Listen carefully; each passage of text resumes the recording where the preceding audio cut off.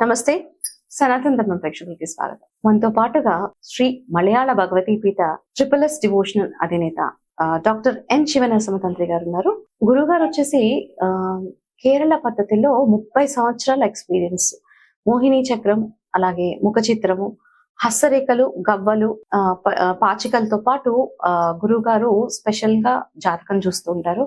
గురువు గారిని సంప్రదించాలి, ఎటువంటి డౌట్స్ ఉన్నది గురువు గారిని సంప్రదించాలనుకుంటే కింద నంబర్ మీకు కనిపిస్తూ ఉంటుంది. ఆ నంబర్ ని సంప్రదించగలరు. అలాగే మనము టాపిక్ లోకి వెళ్ళిపోదాము. గురుగారితో మాట్లాడదాం. గురుగారు నమస్కారం. గురుగారు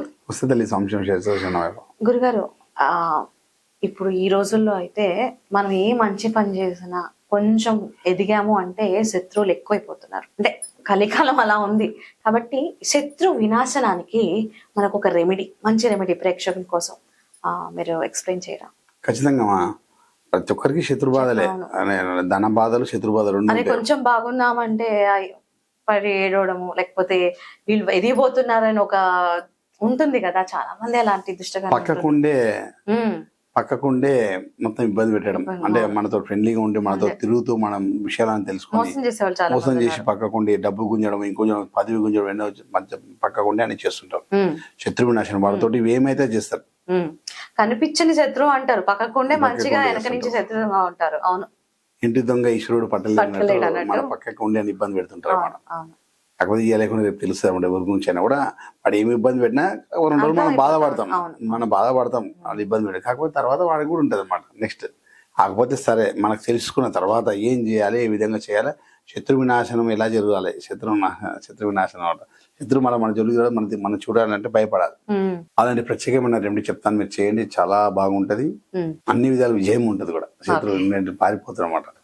మన పక్కకుంటే కొంతమంది అందరు కూడా నాకు చేరుతారు అంతా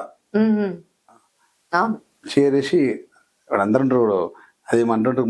కొంతమంది మా దగ్గరకు వచ్చి కొంతమంది భక్తులు అంటుంటారు, మా దగ్గర చెంచగాని ఎక్కువైపోయి గురుగారు. ఆ లీడర్ వస్తారు కదా, అలాంటి వాళ్ళని చుట్టుముడి చేస్తారు. అట్లా ఉంటారు. ఏదో చెంచా అంటే అందరు కలుపుతుడు, ఏదో అందరికి వెళ్తూ అంటారేమంటారు చేస్తుంటారు. ఇక్కడ మాటలు అక్కడ మాటలు, ఇక్కడ వేస్ట్ 100 మాటలు మంచి చెప్పినా వినరు. లాస్ట్కి ఏనో కదరా చిన్న బిట్టు మాట్లాడి ఆ బిట్టు 10 సార్లు చూపిస్తుంటారు అన్నమాట. 10 సార్లు వాళ్ళకి చెప్తుంటారు. ఎదుటి వానికి ఏ విధమైన కోపం రావడం, మన మీద మన ఫ్రెండ్లీగా మన ఇద్దరు ఫ్రెండ్లీగా బాగున్నా అనుకోకుండా మీరు లేనప్పుడు మనతోటి బ్యాడ్ వర్డ్స్ వచ్చేటాడు. ఫస్ట్ ఏదో వర్డ్ అని మనతోటి చిన్న బ్యాడ్ వర్డ్ కొంచెం వచ్చేటట్టు చేసి ఆ వర్డ్ మనం వాడు వాడి మీద ఆ వాడు వాడిని చెప్తుంటారు పక్కన మన స్పూన్స్ లాంటి వాళ్ళు. అలాంటి వాళ్ళు ఏదైనా సరే ఎవడైనా సరే ఏమైనా చేసుకొని ఇన్ని సంవత్సరాలు మనతో ఫ్రెండ్లీగా ఉన్న తర్వాత ఎవడో మధ్యలో వచ్చి 4 మాటలు చెప్పినంత మాత్రాన వాడి ఫ్రెండ్షిప్ విలువ ఆయనకి లేనట్టు అనమాట. వాడు పోయినాడు, వాడు దేవుడు అన్నట్టు తెలగొట్టిన మీ దగ్గరికి వెళ్ళి వాటితో ఇవ్వాలి లేకుండా రేపు నీకు ప్రాబ్లం కాబట్టి భగవంతుడు ఏలగొట్టాడు అనుకోవాలి. అంతే, మనం మంచిగా జరుగుతుంది. ఏదైనా వాడితో రేపు పొద్దున ఎంత పెద్ద ప్రాబ్లం ఉంటున్నాం, చిన్నది తట్టుకోలేకపోయాను, పెద్దది ఏం ప్రాబ్లం చేస్తున్నాడు, దేవుడు అందుకు చెలగొట్టిన అనుకోవాలి. ఓకేనా? అదేవిధంగా మనకు చిన్న రెమెడీ చెప్తాను. ఒకటే ఉన్నవాడు ఎంతమంది అన్నదమ్ములు శత్రువులు మారిపోయి ఇంత ల్యాండ్ పరంగా నా పరంగా పగోళ్ళు అయిపోయి ఏదో విధంగా శత్రుపరంగా మంత్రాలు తంత్రాలు ఇదో మన పక్కకుండా నకారాత్మక శక్తులతో అని ఇబ్బంది పెడుతుంటారు. మన ఇంటి వాళ్ళ బయట వాళ్ళు ఎవరైనా కూడా సరే, ఏది ఉన్నా కూడా మనకు తెలిసిందంటే దాన్ని ఎలా వినాశనం చేసుకోవాలి. ఎంత పెద్ద బాంబు అయినా కూడా డిఫాక్ట్ చేయాలి కదా, అలా అంటారు అనమాట. బాంబు పెట్టేసి దాన్ని డియాక్టివేట్ చేసేసాలి. దాన్ని ఎలా చేయాలి ఇంకా తెలుసా చూసుకోవాలి. దాన్ని ఎట్లా చేద్దాం, ఏ విధంగా చేయాలి, ముందుగా మా స్వామి వారి ధ్యానం చేసుకుని ముందుకు వెళ్దాం. స్వామి సురమూర్తి ఆర్య వాళ్ళకైనా ఎరిమైన ధర్మశాస్త్రవే శబరిగిరీశన హరిహరసుతన జ్యోతి స్వరూప రమావతి భాగ్యపుత్రం శ్రీ పరశురామ దేవాయన వల్లభాయన శ్రీ స్వామి శరణమయ్య. శత్రునాశనకు సంబంధించింది. ఇది శనివారం సాయంత్రం టైంలో చేయాల్సిన అవసరం అండి. మనకు కాయగూరలలో బ్లాక్ కలర్ ఉండేది వంకాయ, దానికి సంబంధించిన ఒక కాయ తీసేసుకొని మనము దాన్ని ఎవడో శత్రువు అనుకోండి, దాని మీద వాడి పేరు బ్లాక్ పెన్ తోటి రాయాలి. అంటే పైన రాసేయమంటారా? ఇప్పుడు మనకు 10 మంది శత్రువులు ఉండొచ్చు, ఒకడు ఉండొచ్చు, 2 ఉండొచ్చు, అందరి పేర్లు దాని మీద రాసేయండి. సాటర్డే రోజు చేయాలి. చేసేసి దాని మీద లవంగాలు గుచ్చాలి. లవంగాలు ఉంటాయి కదా, రాసిన దాని మీద ఒక 8 లవంగాలు గుచ్చాలి.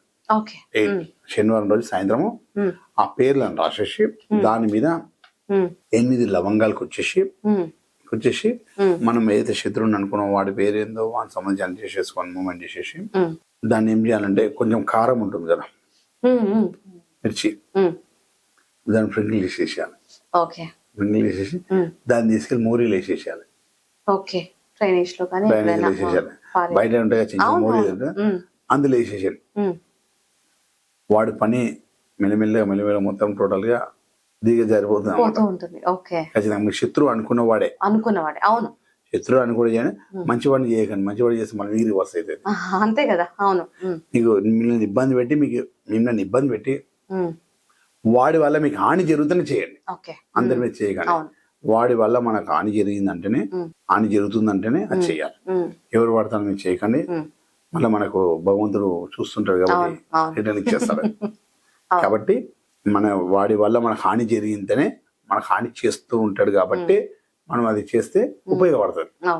లేకపోతే నిరుపయోగమే చేయడం వల్ల అది చేయండి. ఖచ్చితంగా మీకు అర్థం ఏదే చూస్తుంటారు శత్రువులు ఎలా నాశనం అవుతున్నారు, ఏ విధంగా శత్రువు నాశనం జరుగుతూనే ఉంటుంది. హ్యాపీ అందరూ వెళ్ళిపోతూనే ఉంటారు. అట్లా పేర్లు రాసేసి 8 లవంగాలు దానికి వచ్చేసి దాన్ని మనము మోరీలు వేయడం వల్ల మొత్తం టోటల్ గా అయిపోతుంది. మంచిగా శత్రు వినాశనం అంటే డెఫినెట్ గా వీళ్ళకు ఉండే పీడ గానీ ఏదైనా వదిలిపోద్ది. అది ఏదైతే మన బ్రింగిల్ ఉంటుందో మంచి రౌండ్ కొంచెం నిండుగా తీసుకోండి. వాడిపోయినట్లుగా కూడా మంచి తీసుకుని పెట్టండి. చాలా అసలు నిజంగానే మీ రెమెడీస్ చాలా అద్భుతంగా ఉంటాయి, డిఫరెంట్ గా ఉంటాయి. సో గురుగారు చెప్పినట్టుగా నిజంగానే మీరు శత్రు బాధలతో ఇబ్బంది పడేవాళ్ళు ఈ రెమెడీ చేసుకోండి. ఇంకా ఎటువంటి ఇబ్బందులు కలిగిన గురువు గారిని సంప్రదించండి. కింద నంబర్ మీకు స్క్రోల్ అవుతూ ఉంటుంది. ధన్యవాదాలు గురుగారు.